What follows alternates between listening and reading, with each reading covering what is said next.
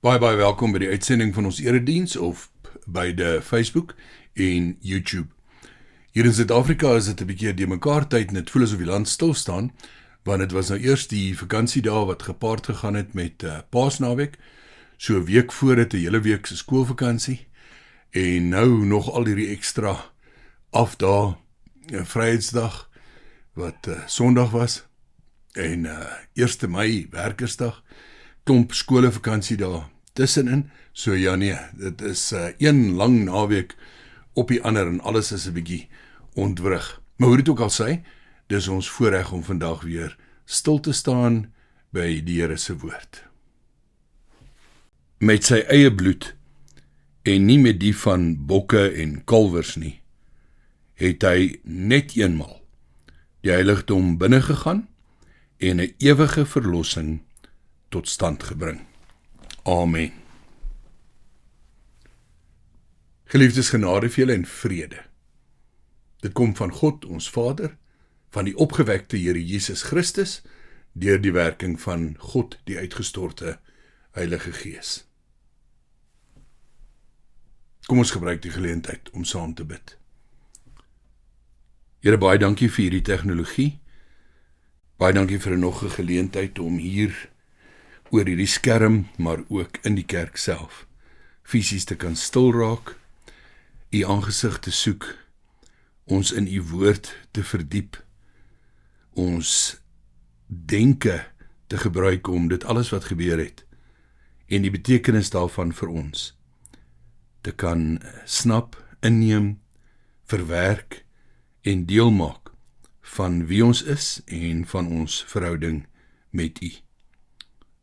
Word asseblief verheerlik deur ons elkeen se persoonlike gedagtes van aanbidding, gebede van aanbidding, erkenning van u grootheid en u mag, erkenning van u goedheid en u genade, ons eie bewustheid van die herdenking van kritieke gebeure, wat ook terwille van ons was. En dankie vir die Heilige Gees wat ons in dit alles dra, om beter te verstaan en die lyne te trek na ons lewens toe. Wil ons asseblief vandag ook by die geleentheid seën in ons stilstaan by die woord en by die tekens, en versterk ons ook asseblief deur die gebruik van die nagmaal. En dankie dat soveel mense wat of vanweë afstand of siekte of watter omstandighede ook al op die stadium nie fisies by die kerk kan wees nie, tog via hierdie medium saam nagmaal kan gebruik en dat ons oor die grense heen kan beleef dat ons deel van u huisgesin is en dat ons daarom saam vandag ook die nagmaal kan gebruik. Seën ons asseblief. Ons bid dit in afhanklikheid van u. Amen. Geliefdes, vandag gaan ons net 2 skriflesings hê. Die eerste nou uit 1 Korintiërs hoofstuk 11, baie bekende woorde vir ons wat vertroud is met die nagmaal, en dan in die boodskap self gaan ons 2 gedeeltes lees uit Hebreërs hoofstuk 9. 1 Korintiërs 11 vers 23 tot 26. Ek het van die Here ontvang wat ek ook aan julle oorgelewer het.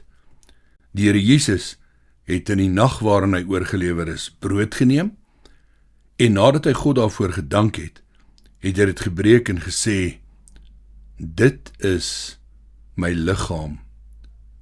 Dit is vir julle. Gebruik dit tot my gedagtenis.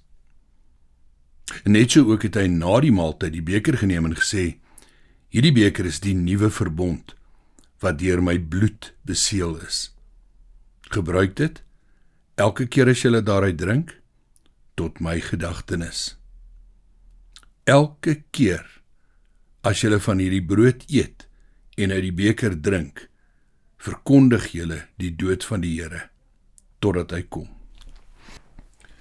Geliefdes, ons tema is verskriklik eenvoudig en lekker maklik om te onthou, maar ek glo tog 'n belangrike tema in terme van ons verstaan van die sakramente, veral en naas die sakramente, een van die ander baie belangrike herdenkings. Ons tema is dood eenvoudig: eenmalige en herhaalbare tekens. Waarom albei en wat is die verskil? Sommer dadelik in 'n eerste hoofpunt. Dit is absoluut net tipies menslik om 'n behoefte te hê aan eenmalige tekens, dinge wat vas staan. Maar aan die ander kant ook aan herhaalbare tekens of gereelde herinneringe aan belangrike gebeure. Eenmalige gebeurtenisse en eenmalige tekens en die herdenking van eenmalige tekens gee vir ons 'n gevoel van veiligheid. Wanneer iets vas staan, dan gee dit 'n mens 'n soort van 'n innerlike sekuriteit. Ons kan dit ook uitdruk as met dinge wat vas staan, laat ons voel ons weet waar ons staan. Ons hou van die hele konsep van konsekwentheid in teenstelling met onsekerheid en wisselvalligheid. Maar aan die ander kant is gereelde tekens, veral tekens wat vir ons versekering gee van sekere dinge, baie belangrik, want dit werk twyfel tee. En is ons as mense nie maar geneig om dikwels te twyfel nie. Selfs oor die dinge waaroor ons eintlik nie nodig het om te twyfel nie, beleef ons so elke nou en dan dat die twyfel, die onsekerheid kruip so in 'n mens op en laat mens maar weer sekere vrae vra, omdat ons 'n behoefte aan versekering en versterking het. In 'n tweede hoofpunt, 2 praktiese voorbeelde. En ek noem juist baie eenvoudige voorbeelde, net ter wille daarvan om hierdie groot belangrike punt makliker te maak om in te neem en te onthou. Eerste voorbeeld wat ek wil gebruik, is die van ons geboortedatum en natuurlik met die gepaardgaande herdenking van ons geboortedatum op elke jaar presies dieselfde datum. Ek dink ons almal aanvaar die eenmaligheid van ons geboorte en die eenmaligheid van ons geboortedatum. Ek bedoel, dis nie iets waar mens elke nou en dan weer op teruggaan nie. Jy gaan vra nie, selfs as 'n kind, elke nou en dan vir jou ouers, hoorie, nee, ek wil net weer my geboortesertifikaat sien, ek weet dis 'n amptelike dokument, maar ek wil net seker maak, is ek regtig op daai dag gebore? Of vra jou ouers elke keer weer uit, maar hoe kan julle seker wees dat ek op daai dag gebore is? Nie, is redelik maklik om te verduidelik. Maar dit is net nie iets wat ons doen nie. Dit staan vas. Ek is gebore op daai en daai dag, van daai en daai maand, van daai en daai jaar. Maar aan die ander kant is dit natuurlik heerlik en wonderlik en 'n voorreg om jaarliks die datum te onthou, te herdenk, iets daarvan te maak, en vir my een van die mooi goed is, wanneer ons kan 'n bietjie gesels, selfs as ons kinders ouer is, om weer te vertel wat het daai dag gebeur, en wat het in ons harte omgegaan, en mense wens jou geluk met nog 'n jaar, en wens jou voorspoed toe vir die nuwe jaar. So die gereelde herdenking van ons geboorte is ook belangrik. Alhoewel dit iets is waarvan die datum vasstaan, is dit nie iets wat maar net daar agter in ons verlede lê, en ons maak nooit niks daarvan nie. So hier is so 'n bietjie van 'n kombinasie van die eenmaligheid en die standvastigheid, en die herhaling van die herdenking en die waarde wat dit ook het. Dan 'n tweede voorbeeld. En ek gaan so 'n bietjie 'n grove veralgemening gebruik, maar ter wille daarvan van die beter verstaan, met die Engelse gedagte en begrip van many a true word is spoken in jest. Ons huweliksbeloftes. Die huweliksbelofte wat ons maak, as dit 'n amptelike huweliksbelofte is gekoppel aan 'n vaste dag van 'n spesifieke maand van 'n spesifieke jaar. Dis 'n eenmalige en unieke geleentheid. Maar huweliksherdenkings moet ook gereeld gevier en herdenk word.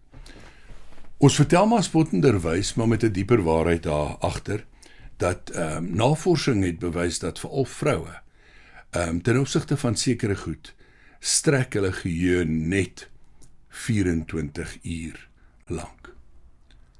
Ongelooflik baie vrouens, as jy as man nie eenmaal in 24 uur vir hulle sê, my vrou ek is lief vir jou nie, dan begin daar so twyfel inkruip. En baie keer kan hulle 'n dag lank wonder, 2 dae, 3 dae, gewoonlik nie langer as 'n week nie.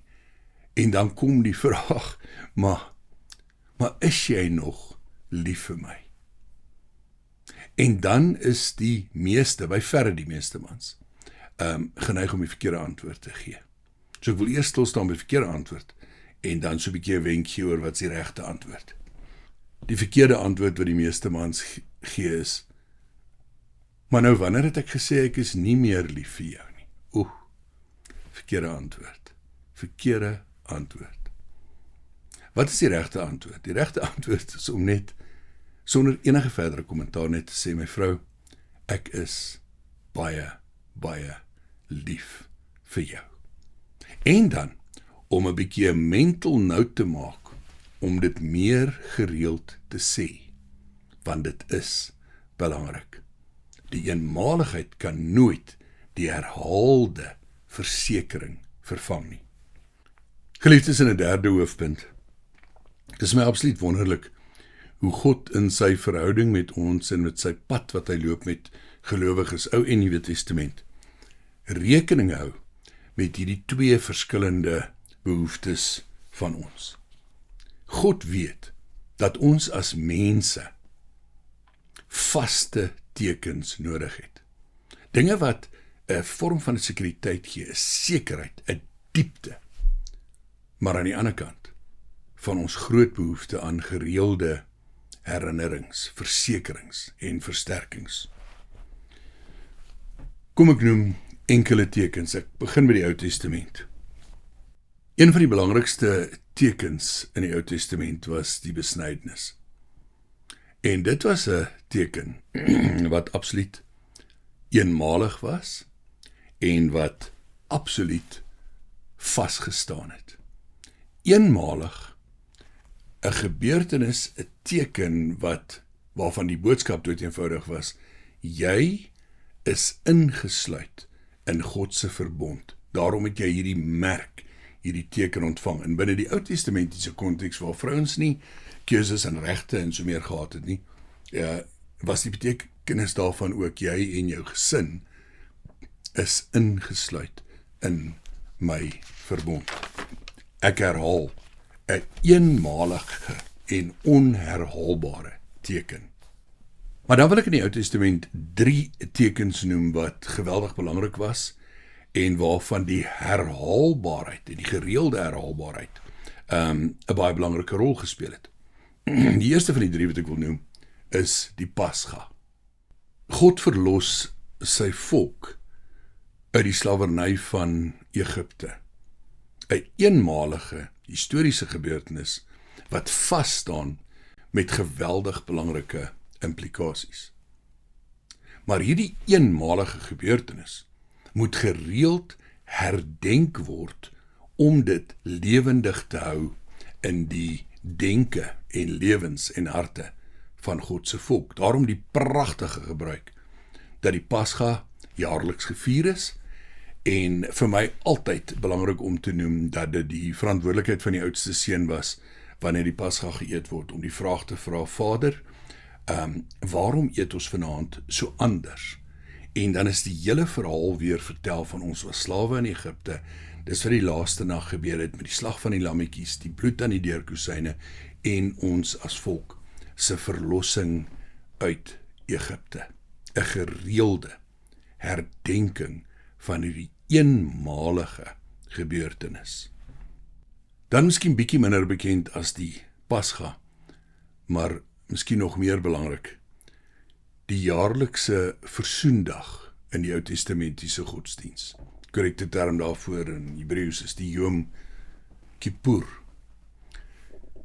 Eenmaal per jaar sou die hoëpriester eers 'n offer bring vir homself, dan ander klere aantrek, sy hoëpriesterlike kleed alles uittrek, eenvoudige wit klere aantrek, en dan in die allerheiligste van die verbonds, van die tabernakel of die tempel ingaan, en 'n offer bring vir die volk wat beskryf word as hulle onwetende sondes. Elke jaar 'n skoonmaak, die groot versoendag, die reinigingsritueel. En dan een wat ons baie keer miskyk, is die gereelde herhaalbare teken van die Sabbatdag. En ons is dan baie die mekaar oor die Sabbat en die Sondag en hoe dit oorspronklik bedoel was en hoe die godsdienstige leiers dit heeltemal verdraai het en hoe Jesus dit weer kom regstel het. Maar in wese gee God hierdie teken elke 7de dag. Moet julle op 'n sekere manier optree en dis 'n rus van julle gewone werk met een doel, om julle hande op te lig van die arbeid en te weet, eintlik kom alles van God af. 'n Gawe, 'n geskenk, 'n herhaalbare geskenk, weekliks, wat God vir die mense gee. Die godsdienstige leiers het ongelukkig later daarvan 'n plig en 'n las gemaak, en Jesus is absoluut in verzet daarteen, daarom sy woorde ook, die Sabbatdag is vir die mens gemaak. Die mens is nie vir die Sabbatdag gemaak nie. Dan kom ons by die Nuwe Testament. Eerste gaan ons kyk na die belangrikste eenmalige teken. En dit is die doop. Die feit dat 'n mens gedoop is, volwasse of as kind, is eintlik 'n eenmalige gebeurtenis. As 'n kind daaroor wonder en meer daaroor wil weet, kan ons vir hulle doopseël wys, amptelike dokument. Kan ons vir hulle miskien foto's wys of video's wys of die storie vertel. Maar die doop is 'n eenmalige gebeurtenis, veral as dit reg verstaan word. En nou wil ek nie weer 'n hele debat daaroor maak nie, maar onthou ons het twee tipes doop in die Nuwe Testamentiese periode. Eers Johannes die Doper, se doop wat 'n doop van bekering was, verbondsmense wat ook 'n besnydenis ontvang het, wat opnuut teruggekeer het na God toe.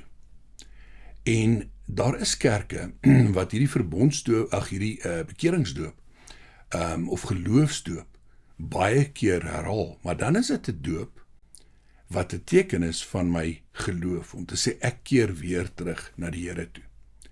Die doop wat ons in die gereformeerde kerke bedien, is 'n verbondsdoop.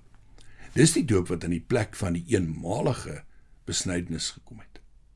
En daarom is dit 'n eenmalige gebeurtenis, veral as dit reg verstaan word as dat dit 'n teken is waar God die inisiatief neem. God sê met 'n teken en wys met 'n teken aan die familie en aan die gemeente dat hierdie kind of volwasse persoon is ingesluit in sy verbond. Hulle het hierdie baie spesiale eenmalige teken ontvang. Dan wil ek 'n baie belangrike tweede Nuwe Testamentiese teken noem, en dit is die Sondag. Die eerste dag van die week. Nie die Sabbat meer nie, maar die Sondag, die eerste dag van die week. Die herdenkingsdag van die opwekking van Jesus. En die Sondag vier ons nie eenmaal per jaar nie, net tydens Paasnaweek nie. Elke Sondag is die herdenking van die opwekking van Jesus uit die dood. Die eerste dag van die week. Die derde teken wat ek wil noem, is die nagmaal, die herhaalbare teken. Die weer en weer en weer. Die gereelde herinnering aan die feit dat Jesus die Pasga verander het in die nagmaal. Die herinnering aan die feit dat Jesus sy liggaam en sy bloed gegee het as offer ter wille van ons verlossing. En na my verstaan het die vroeë Christelike gemeentes daagliks na werk in die meeste gevalle by mekaar gekom en veral iets unieks gedoen in hulle tyd. En dit was dat ryk en arm by mekaar gekom het en almal het hulle kos met mekaar gedeel. Dit het later baie skeef geloop. Paulus skryf later 'n baie streng vermaning daaroor. Maar oorspronklik dink ek was die nagmaal daagliks gevier dat wanneer hulle saam geëet het, het hulle die brood gebreek, mekaar herinner dat sy liggaam vir hulle gebreek is, wyn saam gedrink en mekaar herinner dat sy bloed vir hulle gevloei het. Nou ja, ons doen nie als presies soos die vroeë Christelike gemeentes nie, en ons kan redeneer dat ons miskien in ons tyd die nagmaal nie gereeld genoeg vier nie. Aan die ander kant, as dit elke week of elke dag sou wees, veral elke Sondag, dan kan die probleem ook ontstaan dat dit net 'n gebruik word en dat mense dit onnadenkend gebruik. So dis nie so 'n eenvoudige saak om te bepaal, en daar is nie 'n reël daar rondom nie, van hoe gereeld mense die nagmaal behoort te gebruik nie. My persoonlike mening is dat ek dink in ons gereformeerde tradisie van eenmal 'n kwartaal of iemand elke tweede maand of so aan is waarskynlik te min. Maar ek is baie bewus van hoe iets kan sy betekenis, sy waarde, sy diepte verloor as mens dit so gereeld doen, dat dit 'n gewoonte word en nie meer diepte het nie. Goed, so beide in die Ou Testament en Nuwe Testament het ons tekens, enkele tekens wat eenmalig is en vasstaan, ander tekens wat herhaalbaar is en elkeen speel 'n spesifieke rol in die geloofslewe, beide Ou en Nuwe Testament. Maar 'n vierde hoofpunt wil ek stilstaan by 'n baie interessante situasie rondom herhaalbaarheid en eenmaligheid. Jesus verander een van die herhaalbare tekens in 'n eenmalige gebeurtenis. Ek verwys na die groot versoendag, Yom Kippur. Ek het vroeër genoem, goed om hier weer te herhaal, eenmaal per jaar, hierdie verskriklike belangrike geleentheid, waar die hoëpriester, en daar word geweldig baie klem op gelê, net eenmaal per jaar, namens die hele volk, in die allerheiligste ingaan, om daar 'n offer te bring vir die volk se onwetende sondes, of kan ons sê uitstaande sondes, of sondes waarvoor daar nog nie offers gebring is en vergifnis gevra is nie. 'n eenmalige reinigings skoonmaak geleentheid. Geweldig belangrik hierdie versoendag. En dan kom veral die Hebreërskrywer, en ek het die grootste respek vir die Hebreërskrywer. Ons weet niks van hom nie, ons weet nie wie hy was nie. Al wat ons weet is dat hy het geweldig kennis oor die Ou Testament en die Ou Testamentiese gebruike gehad, en God het hom die insig gegee om te verstaan hoe die Ou Testament en die Nuwe Testament met mekaar nie net koppel nie, maar in een gevleg is. Dit is die boek in die Bybel wat 'n mens beter moet lees en bestudeer, om die onlosmaaklike verband en die regte verband tussen die Ou en die Nuwe Testament te verstaan. Nou, die Hebreërskrywer kom en hy beskryf die hele kruisiging van Jesus in terme van die gebeure van die groot versoendag. Hy sit hulle parallel met mekaar en sê, hier is eintlik net 'n herhaling van wat in die Ou Testament gebeur het en nou heeltemal nuut geword het. En dan twee van die heel belangrikste aspekte van die verduideliking en toepassing van die Hebreërskrywer ten opsigte van die kruisiging van Jesus en die verband met die Yom Kippur, die groot versoendag, is die volgende.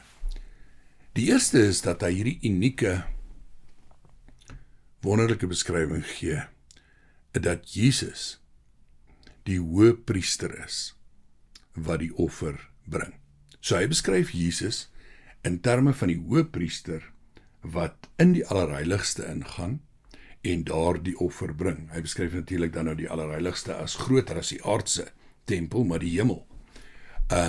Maar die eerste punt is, hy beskryf Jesus in terme van. Hy is die hoëpriester wat die offer bring. Maar dan die unieke. Jesus is te gelykertyd die lam wat geoffer word. So, dit is 'n onbeskryflike, diep en belangrike insig. Ek herhaal, Jesus is die hoëpriester wat die offer bring, maar Jesus is ook die lam wat geoffer word. En dan die tweede punt, in terme van ons tema vandag van eenmalige en herhaalbare tekens, is die volgende. Die Groot Versoendag word beskryf in terme van sy herhaalbaarheid. En die Hebreërskrywer lê geweldig klem op, elke jaar moes die hoëpriester weer en weer en weer en weer hierdie ritueel deurgaan en hierdie offer bring. Maar in die geval van Jesus as hoëpriester en as offerlam, is dit 'n eenmalige gebeurtenis. So dis nou baie interessant, dat 'n herhaalbare teken verander het in 'n eenmalige gebeurtenis. Kom ek lees net die kernverse, doen jouself 'n guns en gaan lees die hele Hebreërbrief en dan veral hoofstuk 9. Maar ek lees 2 kernverse, Hebreërs 9 vers 12. Met sy eie bloed en nie met die van bokke en kalwers nie, het hy net eenmal die heiligdom binne gegaan en 'n ewige verlossing tot stand gebring. Dan lees ek ook hoofstuk 9 vers 24 tot 26. Christus het nie ingegaan in 'n heiligdom wat deur mense gemaak is nie, en net 'n namaaksel van die ware is nie. Nee, hy het in die hemel self ingegaan, om nou terwille van ons voor God te verskyn. Hy het nie ingegaan om homself herhaaldelik te offer nie, soos die hoëpriester elke jaar die allerheiligste binnegaan met bloed wat nie sy eie is nie. Dan sou Christus immers herhaaldelik moes gelei het, reeds van die skepping van die wêreld af. Maar nou het hy net een keer in die volëinding van die tye verskyn om deur sy offer die sonde weg te neem. En dan onthou ons dat Jesus voor sy dood, voor die bring van hierdie offer, die opdrag gegee het om dit herhaaldelik te herdenk. Elke keer as julle van hierdie brood eet, elke keer as julle van hierdie wyn drink. Geliefdes, ek wil afsluit. God ken ons as mense, en hy ken ons diepste behoeftes en ons veranderende behoeftes. Hy voorsien eenmalig, volledig, vir ons die verlossing. Maar dan gee hy vir ons tekens om ons te herinner aan die verlossing. Ons noem hulle sakramente.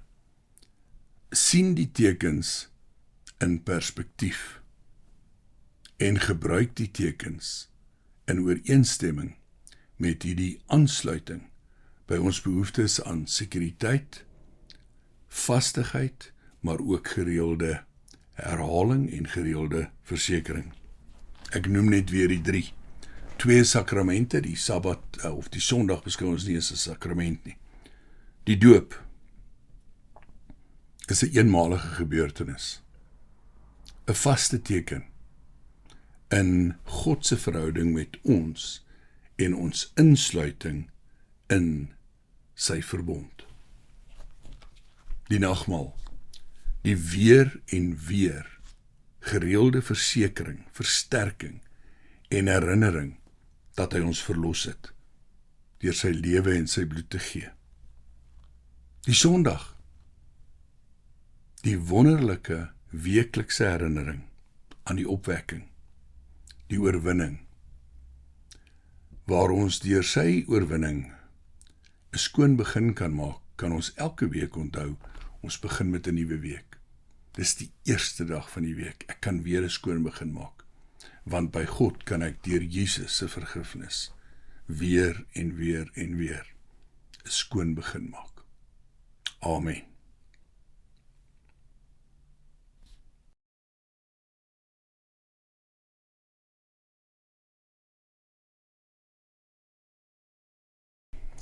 Geliefdes, absolute voorreg om saam die nagmaal te kan gebruik, al is ons nie fisies by mekaar teenwoordig nie. Net soos wat gebed nie enigstens ingeperk word deur grense of tyd, of tydslyne en tydsverskille, of dag en nag of seisoene nie. Net so het ons ook nou die voorreg om die nagmaal te kan gebruik, nie noodwendig op presies dieselfde tyd nie noodwendig op presies dieselfde plek nie, maar iets van ons eenheid in Christus Jesus te herdenk deur een van die kosbaarste, herhaalbare tekens. Voor ons die nagmaal gebruik, net 'n kort herinnering dat Jesus dit nie net as 'n nuwe teken ingestel het nie, maar aansluit by die Pasga. Die Pasga wat die herinnering was van die verlossing uit Egipte, die onskuldige lammetjies wat geslag is, die bloed aan die deurkusyne, en dan wanneer hy en sy disippels die Pasga sou herdenk, om hulle te herinner aan die verlossing uit Egipte en God se genade, dan verander Jesus dit in 'n oomblik, en hy sê, die brood wat ons breek, of die brood is my liggaam, dit is vir julle. Die beker van danksegging, dit is die nuwe verbond wat deur my bloed beseël is. Dit is vir julle. Eet dit en drink dit tot my nagedagtenis. Net voordat ons saam die brood en die wyn of druiwesap gebruik, kom ons word vir 'n oomblik stil en herinner onsself net in die eerste plek oor waaroor dit gaan. Dink vir 'n oomblik daaroor na dat ek is 'n sondaar en ek kan nie myself verlos nie. Maar moenie dan daarby vassteek nie. Gaan dan verder en besef, maar Jesus het die volkome offer gebring. Hy was die hoëpriester en die offerlam, eenmalig. En hy het vir my gesterf en sy lewe gegee, en ek is geroep om sy kind te wees. Kom ons besin vir 'n oomblik oor die diepte hiervan, en dan gebruik ons saam die tekens.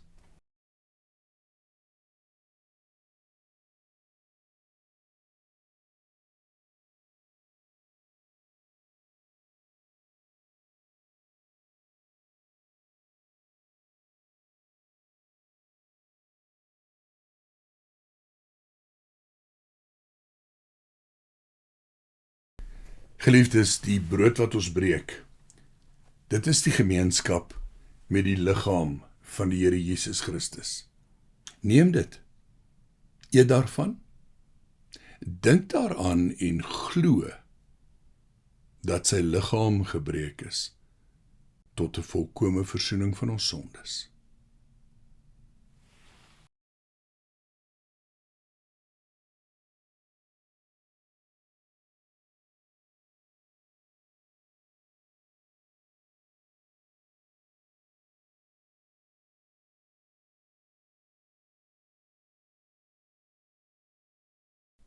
Geliefdes, die beker van danksegging. Dit is die gemeenskap met die bloed van die Here Jesus Christus. Neem dit, drink daarvan. Dink daaraan en glo dat sy bloed vergiet is tot 'n volkome versoening van ons sondes.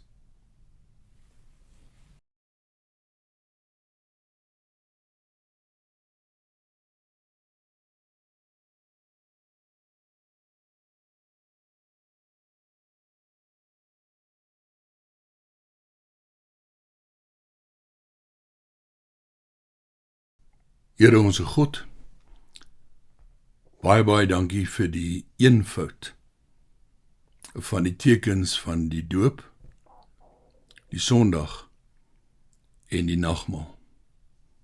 Help ons net om te midde van die eenvoud daarvan weer en weer die boodskap te hoor wat dit verkondig.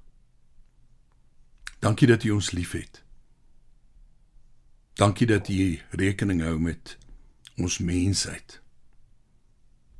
En dankie vir U onuitspreeklike genade. Ons wil bid vir elkeen wat vandag of vanaand na hierdie boodskap luister. Ons wil bid dat U deur die Gees self die boodskap sal dra, die versterkende herinnering gee deur die tekens van U offer vir ons. Here, en dankie dat net soos wat ons geestelike nood en ons geestelike verlossing vir U prioriteit is, dat U ook omgee oor elke aspek en faset van ons lewe. U ken elke hart, elke vrees, elke kommer, elke seer, elke siekte, elke behoefte. Ons bid dat U in genade by elkeen sal wees, dat U uitkoms sal gee, troos sal gee, krag sal gee, vernuwing sal gee. Ons bid dit alles op grond van die soenverdienste en oorwinning van ons Verlosser Jesus Christus. Amen. Die genade van die Here Jesus Christus, die liefde van God, ons genadige Vader, en die teenwoordigheid van die versterkende en oortuigende en vertroostende teenwoordigheid van die Heilige Gees, bly by jou, waar jy ook al is. Amen.